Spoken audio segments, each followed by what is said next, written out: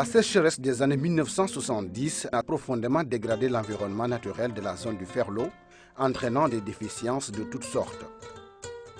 La zone est très aride, ils vivent dans des conditions difficiles, une population clairsemée qui n'a quasiment pas accès à l'eau. La désertification s'y accroît d'année en année, entraînant un élevage à bout de souffle et une agriculture qui peine à se développer. Cependant, au nord-ouest de la région se trouve le lac de Guiers, alimenté par le fleuve Sénégal et qui constitue une réserve permanente d'eau douce. Il s'agit du seul espoir pour le développement socio-économique de cette région. Cette situation a conduit l'État du Sénégal à initier le projet pour le renforcement de la résilience des écosystèmes du Ferlo, aussi appelé Pré-Ferlo. Le Pré-Ferlo s'aligne parfaitement aux orientations du plan Sénégal émergent PSE et contribue à la mise en œuvre du plan national d'aménagement et de développement territorial PNADT. L'objectif principal du Pré-Ferlo est de créer les conditions de développement économique de la zone du Ferlo par le transfert d'un volume d'eau brute annuel de 530 millions de mètres cubes par an.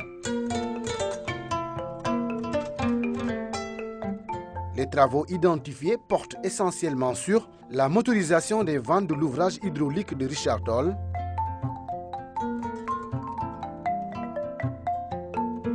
le dragage et le désencombrement du canal de la Taoué sur un linéaire de 17 km pour accroître les apports d'eau, le rehaussement des endiguements autour de la Taoué et du lac de Guiers,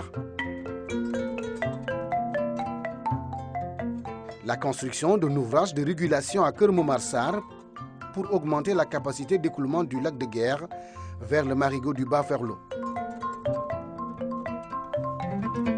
Le dragage et le profilage du lit principal du Bas-Ferlo de Keur Momar Sarr à Mboulla sur un linéaire de 70 km.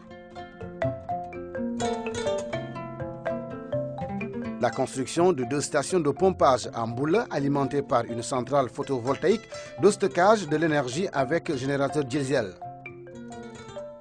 La construction d'un canal principal long de 108 km entre Mboulla et Vélingara-Ferlo en passant par Barkédji et Linguère et de 17 canaux secondaires d'un linéaire total de 194 km.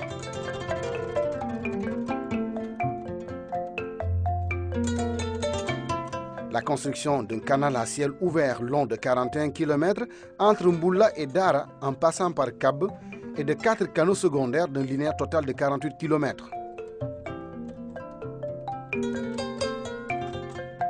La réalisation de 5 lacs artificiels d'une capacité totale de 32 000 m3 pour desservir les zones agricoles et pastorales.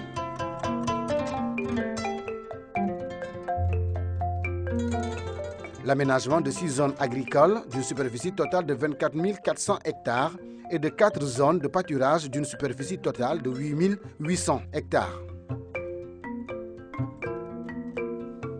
Pour assurer la mobilité des biens et des personnes et le suivi quantitatif et qualitatif des ressources en eau, le projet va réaliser des embarcadères, des ouvrages de franchissement et des régulations et va installer des équipements techniques sur tous les réseaux de distribution d'eau.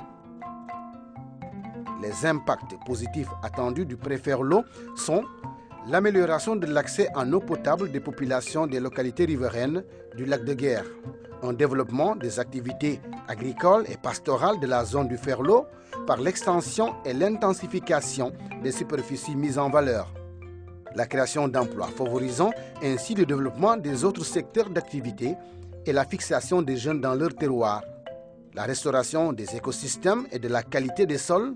À terme, le Pré-Ferlo offrira un nouveau visage à la zone du Ferlo.